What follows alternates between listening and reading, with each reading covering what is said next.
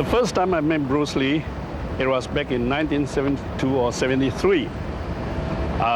Raymond wanted me to meet him because he wanted me to go to Italy to shoot a film. At the end, the film was called The Way of the Dragon. Using production savvy learned in Hollywood, as well as the speed and flexibility of Hong Kong filming, Bruce Lee rode a smooth ship during the shooting of Way of the Dragon. The somewhat biographical script had him once again defending his countrymen against evil-minded foreign devils, as well as traitorous Chinese who'd been corrupted by Western morals. Lee chose to use this time-proven storyline not out of patriotism, but commercialism. As far as he was concerned, Way of the Dragon would be seen only by local audiences. Raymond said, "Would you like to be in a Chinese movie?" I said, "Well, why not? I haven't done that before." So I hadn't even heard of Bruce Lee, to tell you the truth. But then I got to know him, and he's from San Francisco, and I'm from San Francisco, and he just turned out to be a terrific guy. A lot of fun, joking all the time, and being on the set was a party.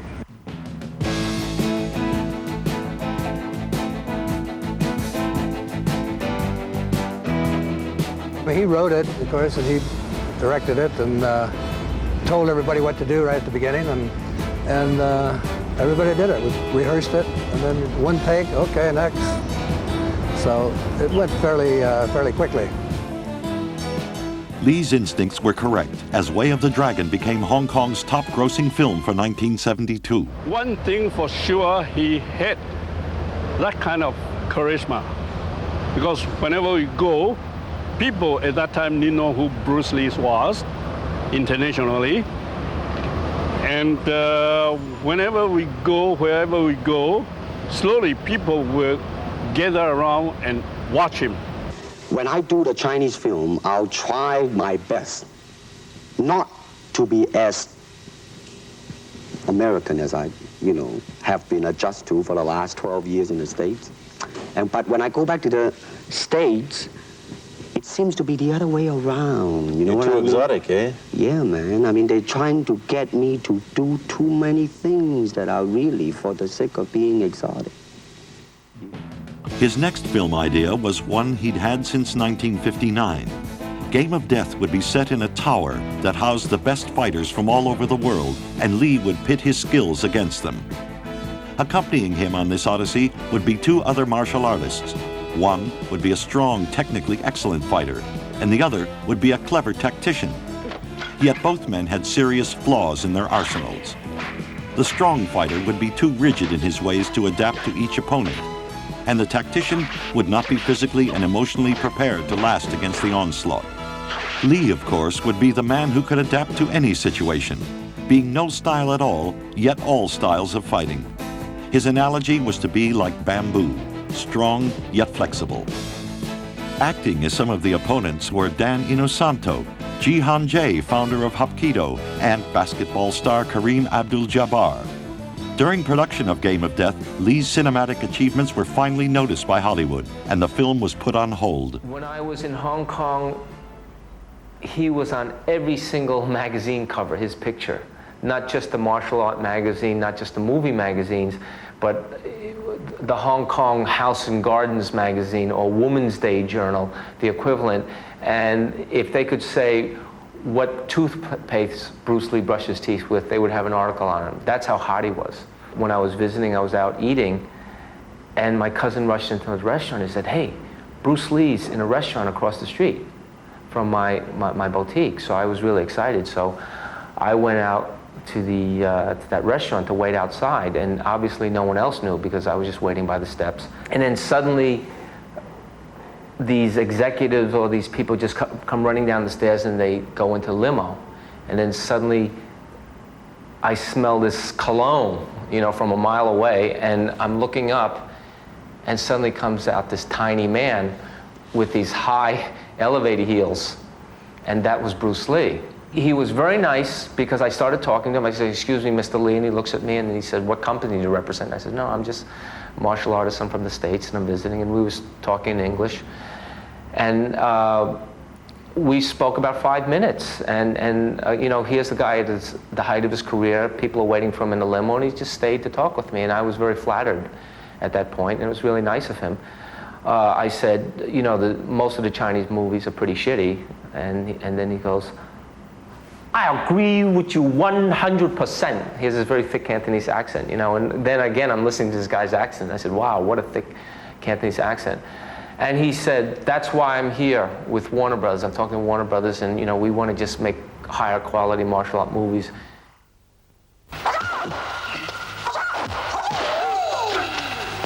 Raymond asked me to read a script and to break down the script, so I did that. And in the beginning, I felt that the script wasn't for Hong Kong at all. So I told Raymond Chow about it, and I made out a budget and so forth. And then they came and started shooting.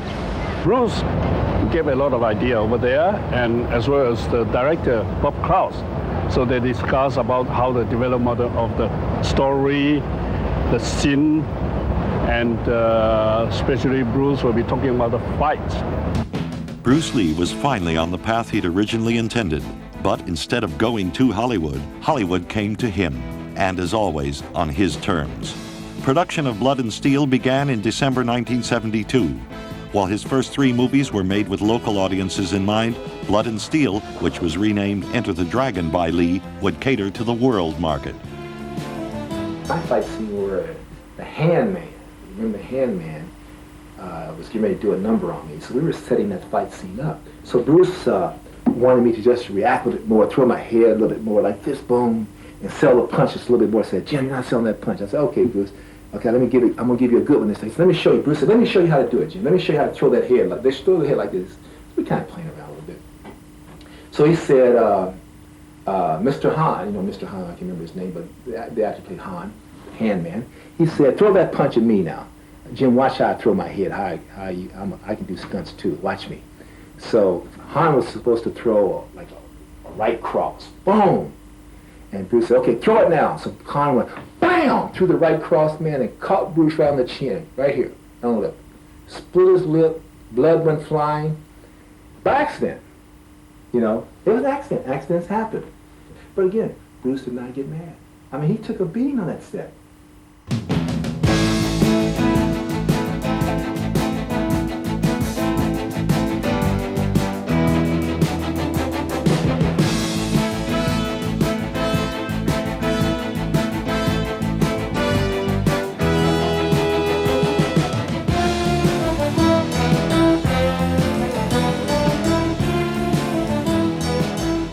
As his fame grew, so did the pressures of stardom. Lee was a recreational cannabis user since his days in Hollywood, but as stress grew, so did his use of marijuana and hashish.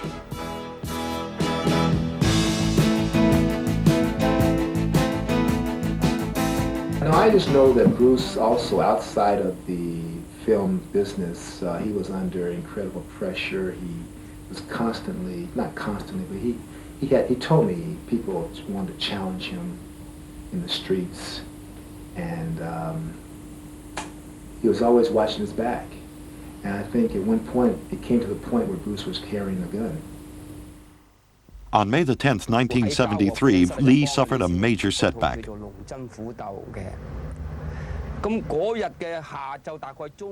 We were helping Bruce Lee dub Enter the Dragon. We had just broken for lunch when we heard someone shouting from the upstairs toilet. We then ran up to see what was wrong. We saw a body lying outside the toilet door, and it was Bruce Lee.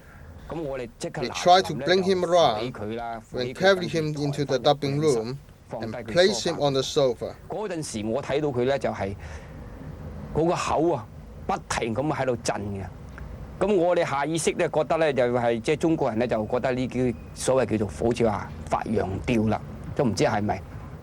remember his mouth was juddering up and down, as though he was experiencing an epileptic fit. So the sound mixer placed a metal spoon in his mouth. And then the producer came and took him to hospital.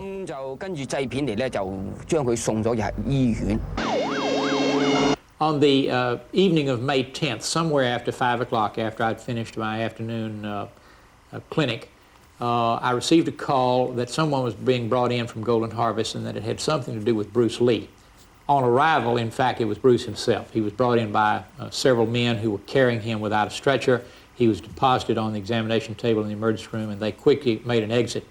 We had one nurse who was assigned to the emergency room, and she was to call other help as needed. It became obvious right away that because Bruce was so ill that my help was quite frightened, and they absented themselves as quickly as they could. Bruce's situation was one that appeared to be quite serious. He had very irregular respiration. He was perspiring profusely. His color was not good. He was alternatingly flaccidly unresponsive and then some rigidity.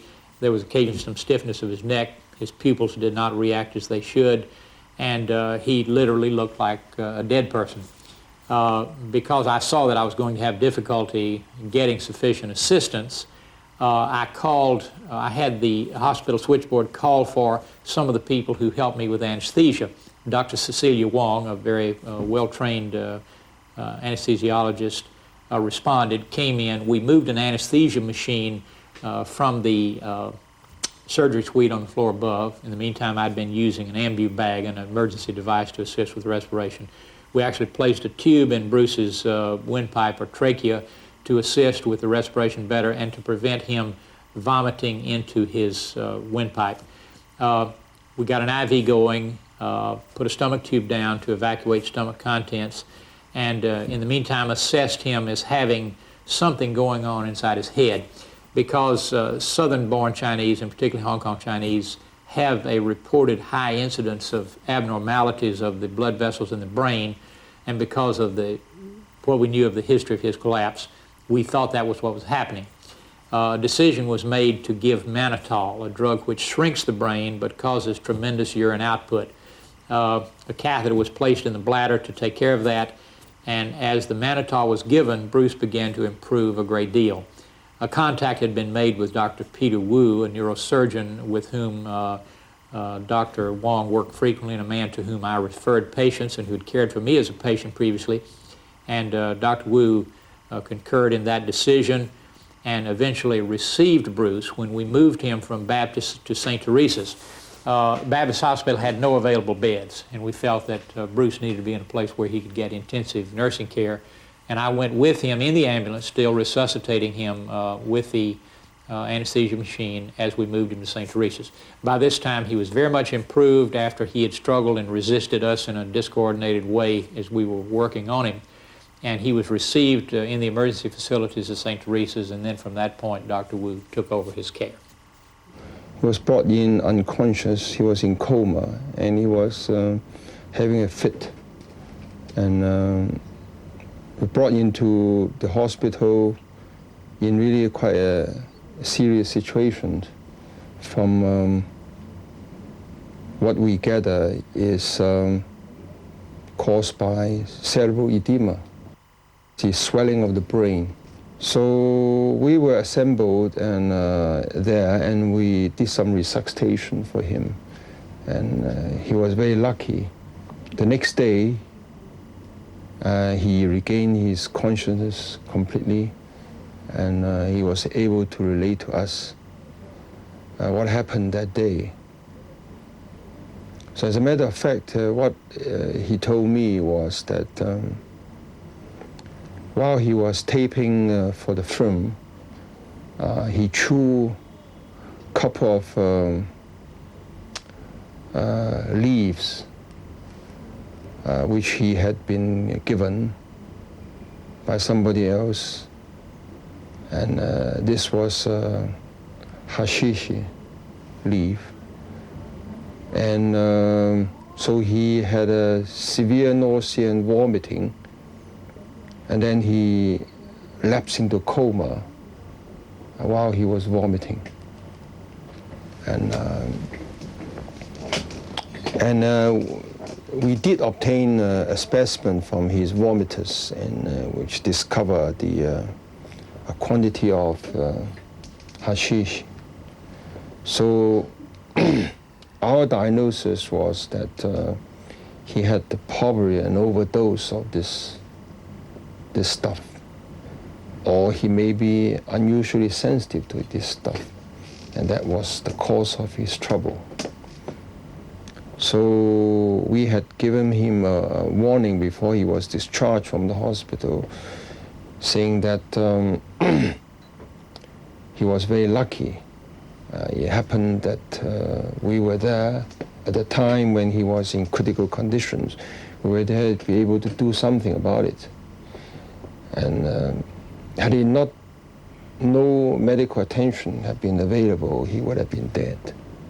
Bruce left Hong Kong soon thereafter, and as I understand it, went to the West Coast to seek further medical opinion. And I did not see him related to that illness thereafter. Bruce had a thorough physical checkup in the States, and the doctor responsible for his checkup told him that he was a man in the 20s. His physical fitness was such that he was still a man in his 20s. So I think Bruce must be fully convinced by then that he was invincible. You know, he was really in his perpetual youth. That was probably what brought him down, I think. Enter the Dragon now completed, Lee returned to work on Game of Death. It was a movie he did with a basketball player, Game of Death, and he was going to finish it with me. And he wasn't going to kill me off, and it was about different levels. And we're talking about spirituality and different levels of awareness as you get to higher levels in this temple that he had built. And I think he'd done the first 2 levels or something at the time, and were going higher. Taiwanese sex symbol Betty Ting Pei was to play opposite Lee. I ran into Bruce, his wife and Raymond Chow, in front of the hotel. Introductions were given by Raymond, and this was the very first time we met. He was telling me at the time, which I got to admit I didn't take much notice of, he was getting headaches. And I was thinking, God, you look healthy. I mean, I haven't seen anybody look healthier than you. And I just dismiss it. And then the second time he told me was in a restaurant, Japanese restaurant, the night before I was leaving. So I'll have dinner with you tomorrow night. I said, look, if you're not feeling well, don't worry about it, and I'll see you when I get back from London. I was going to London, my wife was going to have a baby, and I was going to come back and do the movie. He said, no, I said I'll have dinner with you, so I'll be there. He visited my home to discuss the screenplay for Game of Death, which was to star us both.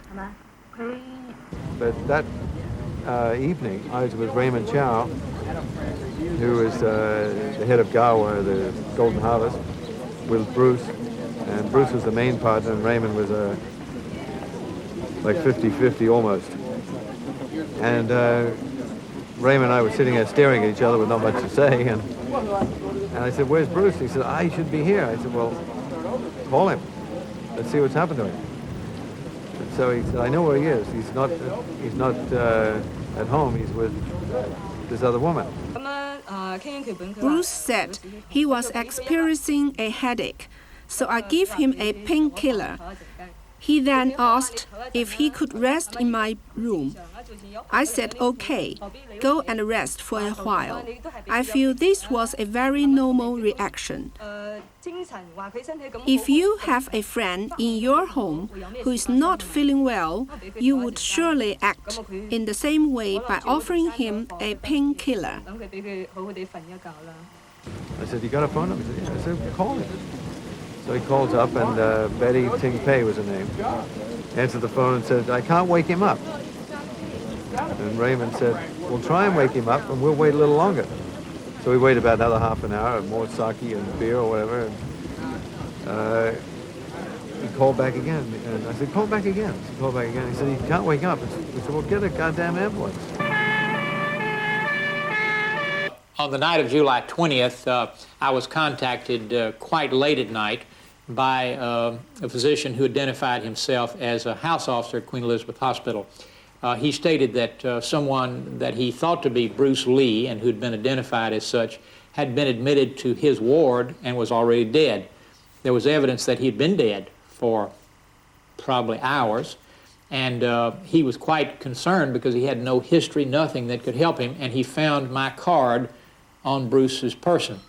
And he had called me at that number. He wanted to know what I had treated Bruce for, any help that I could give him, and I gave him that information. And I remember that he asked me for my advice, which is unusual for a Chinese to ask a foreigner. And I said to him that I thought there was potentially big trouble ahead, that if Bruce was already dead, there was not anything he could do to help clinically, and that he'd better be very careful and discreet about putting his name on anything, and that I felt that almost certainly there would be a lot of attention drawn to this event, and that discretion was very important, and that he should contact someone very responsible in the administrative level of the hospital to take over from that point, and urged him not to do anything to the body, not to give any therapy if he was sure that he was dead, and not to put his name on anything. The evening began with Bruce in the apartment of Betty Ting Pui with Raymond Zhao, specifically for a kind of business meeting and rehearsal of a script. Now, there's no question in my mind that that was valid information. That sometime during the course of the evening, Bruce began to feel unwell and went into the bathroom in her apartment while Raymond was still present. He then actually lay down because he was feeling bad. In retrospect, I think that was a bit unwise on his part. If he was feeling that bad, he should have either gotten to a physician or he should have gone to his own home, but perhaps he was anticipating he would feel better. Sometime thereafter, Raymond left the apartment to meet another business engagement, and Betty eventually, when she went in to check on Bruce, found that he was not only asleep, but that he was unresponsive, and she became frightened. Now, I'm not sure how she knew how to get in touch with Raymond. I don't know whether it was a beeper. I don't think we had cellular phones at that time, but anyhow, she was able to make contact with him, and either at his advice or on her own initiative, she then called her own personal physician, who was Dr. Eugene Ju. Dr. Ju went to the apartment. I'm not sure whether he was told that it was Bruce Lee that he was going to see, but as I understand it, when he arrived, Bruce was already dead. Now, there have been some discussion since then about whether or not he actually tried to resuscitate, but the information that I was given was that Bruce was already definitely dead. Dr. Ju instructed Betty that she should get a government ambulance right away. The ambulance arrived. It was a multi-story apartment in a place where there were several buildings, and so just getting someone into an elevator and getting them down from an upper floor apartment is quite an engineering project, but the ambulance driver did that. He did not certify death. He took Bruce's body to Queen Elizabeth Hospital. Now, who escorted the body, so I have no idea.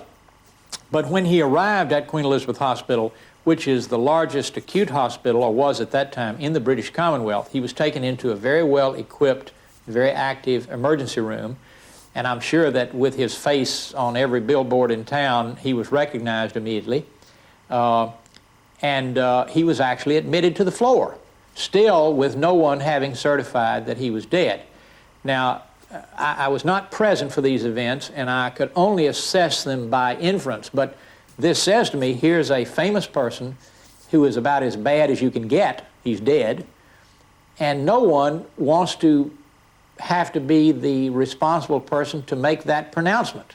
And so you just keep passing to the guy down the hall because you're not going to hurt the patient by delaying, and you hope that you'll be off duty and 100 miles away when they start trying to reconstruct who did what.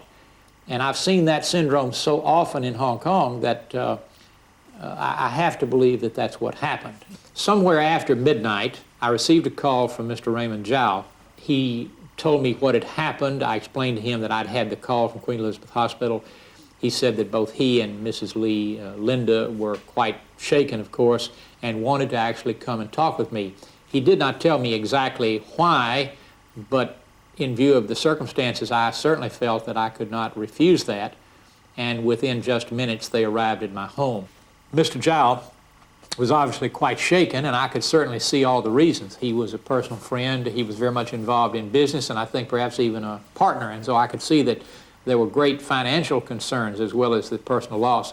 And of course, Linda was really devastated, and though she was conducting herself with considerable self-control, she broke down and sobbed at several points during our conversation. She wanted to know if I felt that I had enough information to tell her whether or not the same thing had happened that had happened when I had treated Bruce earlier. And I told her I could only surmise that he was reported to be dead when he was seen on the floor at Queen Elizabeth Hospital. She wanted my reassurance that something had not been left undone that could be done in terms of his earlier treatment. I was talking to another doctor who involved in the resuscitation team. I told him, I said,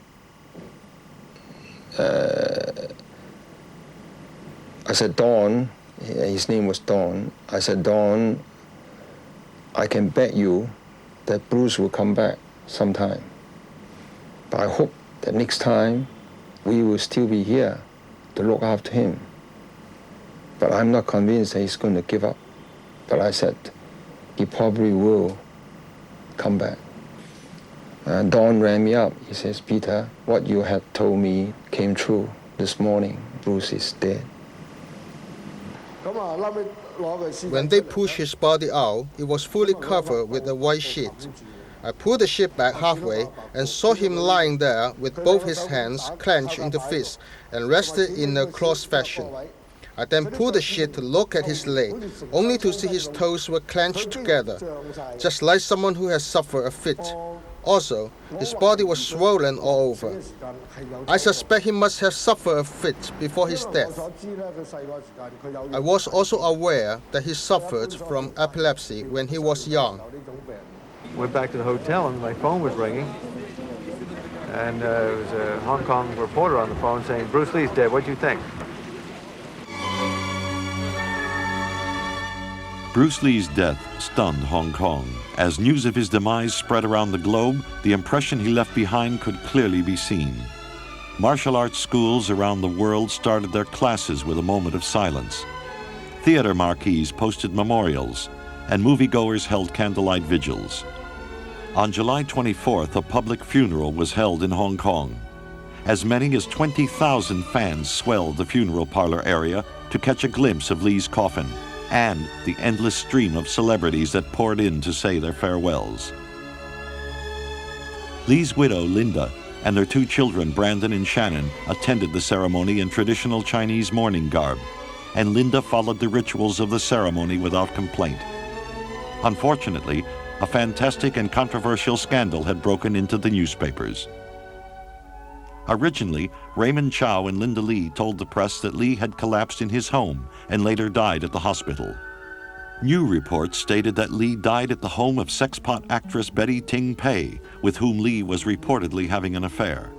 What added more fuel to the fire was that the two were alone on the night Lee died. The Chinese press were having a field day. Meanwhile, fans around the world were beginning to ask questions about Lee's abrupt end. Was foul play involved? Was he truly dead? Whatever small amount of information came out of Hong Kong was quickly read, analyzed, and dissected. An official inquest was held to get a clear answer as to what happened to Lee on the night of July 20th. Forensic experts from as far afield as England were called in to show their findings based on tests carried out on Lee's body. Traces of Equagesic, the painkiller Lee had taken that night, were found, along with cannabis. The public revelation that Lee took drugs gave the press even more fuel to add to the raging controversy. Bruce Lee had 2 life insurance policies that hung in the balance. If it could be proved that Lee died of his drug use, the insurance companies could forfeit the policies, since Lee stated that he did not use drugs. The final verdict was that Lee's death was caused by misadventure, which means a series of unrelated events that can lead to a mishap. Needless to say, many observers, including Lee's doctors, were leery not only of the verdict, but of the whole inquiry itself. Prior to the actual inquiry, a private session was held in order to assemble information, which some of the prospective witnesses found highly irregular. The jury's decision was that Bruce Lee had died by hypersensitivity towards an ingredient found in the Equagesic tablet he took. To call a pre-trial hearing from which any spectators are excluded suggests that you may be trying to taint the evidence a bit. Now, I'm not saying that that's what happened, but I just felt a bit uncomfortable in the situation. The person who was sort of the honoree at that meeting was Dr. Tier, who I understand was quite a well-known forensic pathologist who had been brought from England specifically for purposes of his expert witness. Dr. Tier led the discussion saying that to his knowledge, there were no authenticated cases of death, and I'm saying authenticated cases of death, in the medical literature having occurred because of the use of cannabis, marijuana, hashish, any of those group of chemical derivatives which have the same parent plant.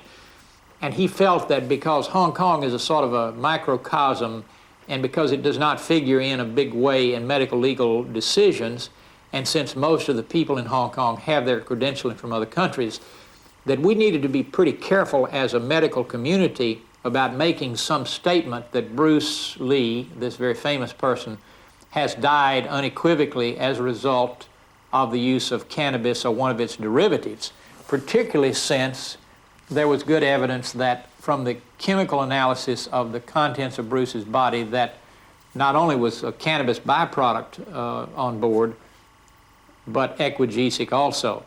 I was informed by the coroner that they did find at autopsy the same stuff in his stomach. But of course, the coroner's inquest was, the verdict was that he died from hypersensitivity towards a drug which he's been taking, the equigesic, which is analgesic, as a painkiller. Equigesic is taken by the million dose in the Orient. It is not one of those drugs which I had ever had drawn to my attention as causing medical complications before. It seems to me almost ludicrous to assume that when the same product was found on his person, immediately, oh well, I shouldn't say immediately, as I understand it, the autopsy was done on Monday after he died on Friday night and the samples were taken. If they could still find evidence of cannabis products that had not been degraded by that time, we have to assume he had a significant on board. To reach out here and pick equigesic out of the blue seems to me an almost deliberate effort to avoid the obvious. And if the reason to avoid it was because there were no previous cases reported, that's a kind of an asinine reasoning in my way of thinking, because this means that people who were taking equigesic without problems might now be afraid to. It means that those who are Bruce Lee disciples would avoid facing the obvious. It might call into question the validity of payment of life insurance, and that I certainly didn't want, and I want the family to be deprived of anything that would be rightfully theirs in terms of the premiums that had been paid. In the meantime, we do know that Bruce had admitted taking the cannabis, so his own statement validated our initial impression. And we know that he had gone to the West Coast and reportedly, the West Coast of the United States, and reportedly been told by a neurosurgeon there that not only was the drug harmless, but even that he himself experimented with drugs, hallucinogens at times, because he found it very relaxing. So it seems to me that you got to throw your elbow out of joint to reach in some pocket for an equigesic conclusion when this other evidence is so obvious. And that may be a superficial judgment on my part, but I really had trouble coming up with an equigesic verdict. I mean, you almost have to use a Ouija board to come to that conclusion. In the months immediately following the inquest, Hong Kong papers devoted a riotous level of attention to the rumors surrounding Lee's death.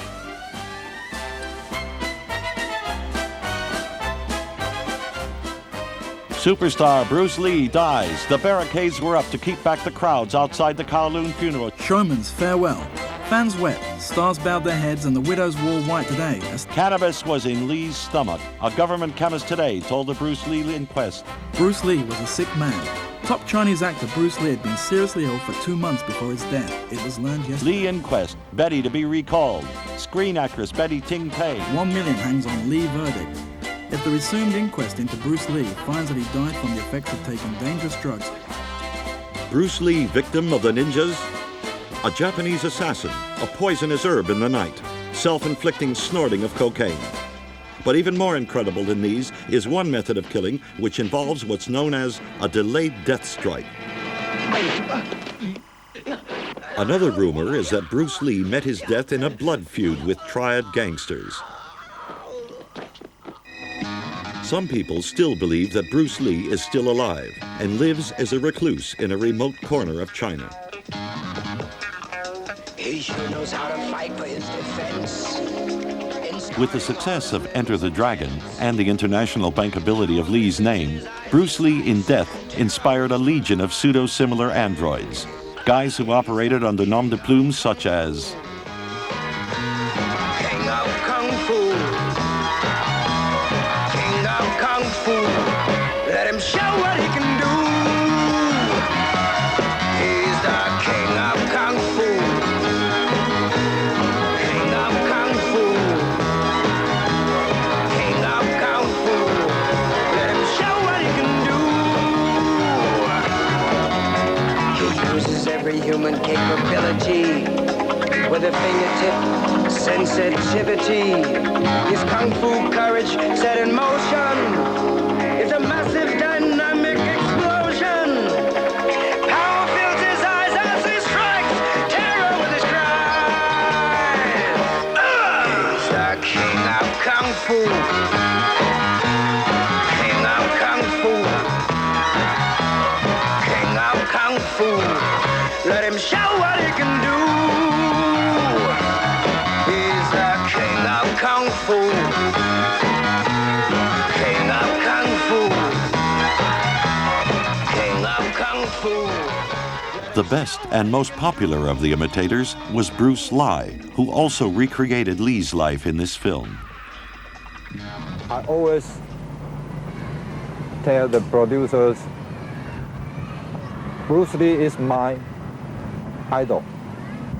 I like him, I admire him, but don't make me show his lousy movie.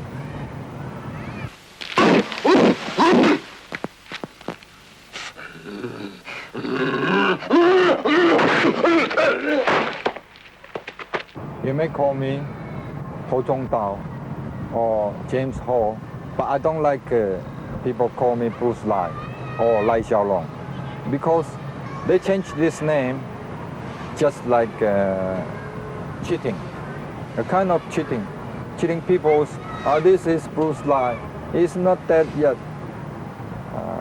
but I don't like it because I want to be myself. Unleashed to wreak vengeance on the evil ones who brought about his untimely death. 5 years ago, Bruce Lee, king of Kung Fu and undisputed master of the martial arts, was buried, but not before making a deal with the Black Angel of Death. Now, his tormented soul returns as Bruce Lee fights back from the grave. Damn you!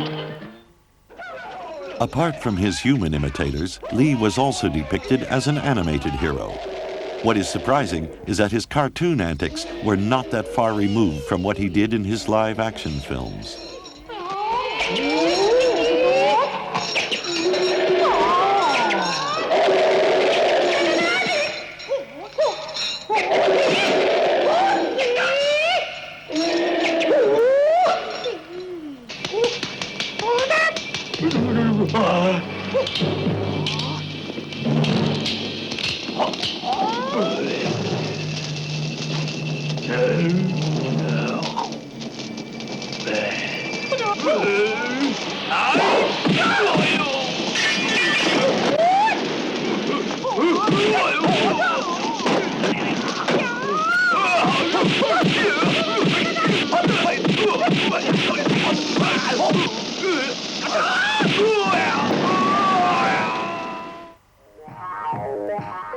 This Indian film was a psychedelic tribute to the martial arts master.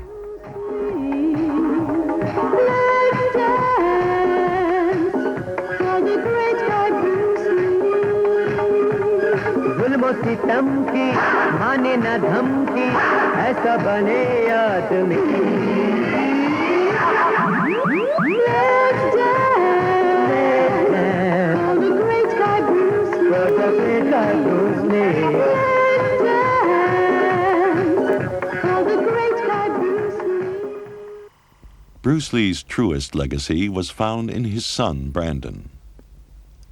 Brandon Bruce Lee had admired his father and had difficulty separating the myth he heard from the breathing human being he had briefly known.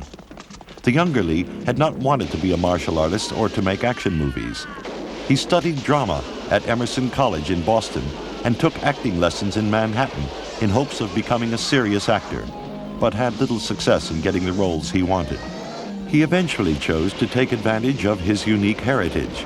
He decided to jumpstart his career by making a few martial arts movies and hoped he would then make the transition to more serious movie making. This decision would eventually lead to his death.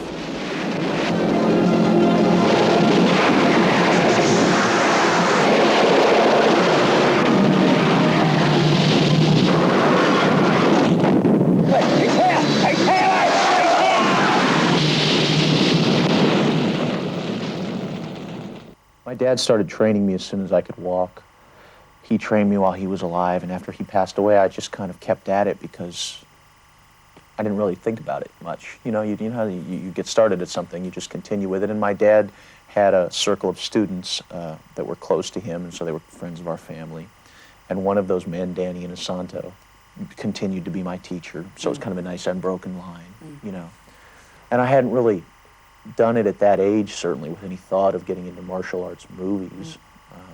It's just kind of been that I have this skill and have first happened to get the opportunity to do films that give me a chance to use it.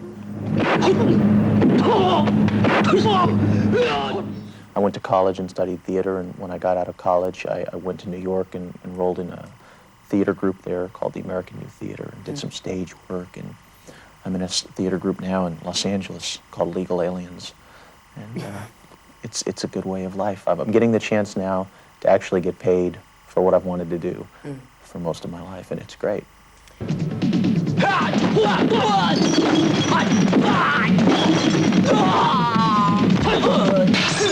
I think that the action sequences in Hong Kong martial arts movies are unparalleled. They're so much more inventive than and daring. The way they're executed so much better. They're shot better.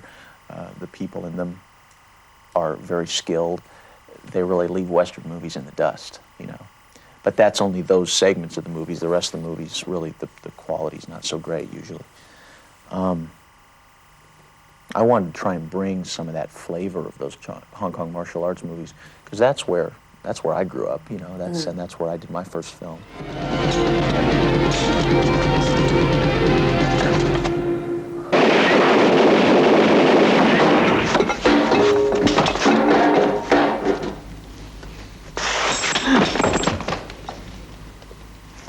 I feel that I've gotten opportunities that I probably would not have gotten, or at least in a different fashion would have gotten, were I not his son. And I'm very grateful for that. The Crow was to be Brandon's fifth and biggest film. It's based on an underground comic book, a graphic novella by a guy named James O'Barr that's called The Crow. And it's a story of a rock and roll musician and his fiancée who are brutally murdered in Detroit. In the film, I'm actually alive for a very short period of time, but then I get to come back from the dead to avenge the murders.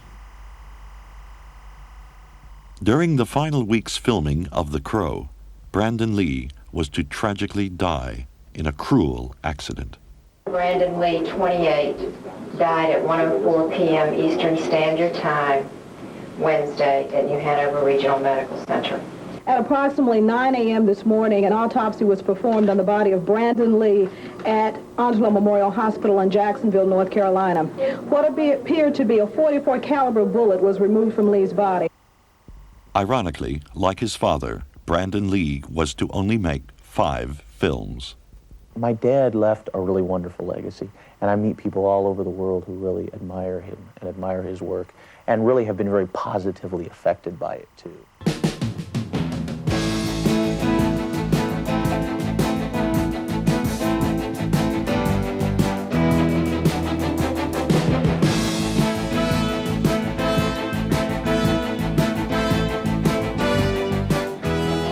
I considered him by far the greatest, and for those who don't consider him the greatest, at least he would be the top candidate for being he who would actually be the greatest.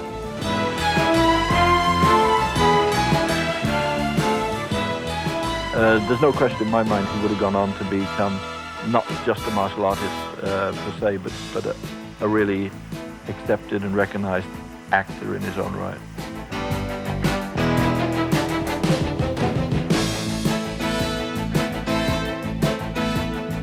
Bruce Lee, in retrospect, was a little man who forged himself into a physical giant. He was a breaker of boundaries, and that's why he was different.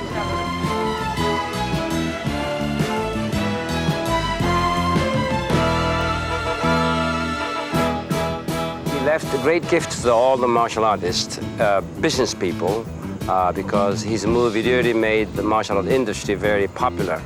And many of my students said, oh, they came in because they were inspired by Bruce Lee's movie.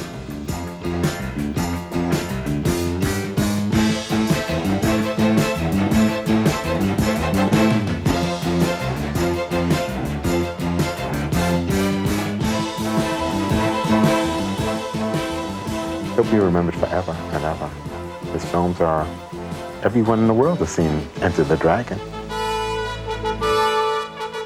Before Bruce Lee, the character, passes into international mythology, what is there to say finally about the human being who lived, breathed, and died? Perhaps the highest compliment that Lee's own fans could pay him would be to look past the screen caricature, beyond the high kicks, to recognize the ways that he resembles the rest of us. Most of us look for immortality in religion, in our work, or on our tombstone. Bruce Lee found his immortality in the movies. You know what I want to think of myself? As a human being. Because, I mean, I don't want to sound like, as Confucius say, but under the sky, under the heaven, man, there is but one family. It just so happened, man, that people are different.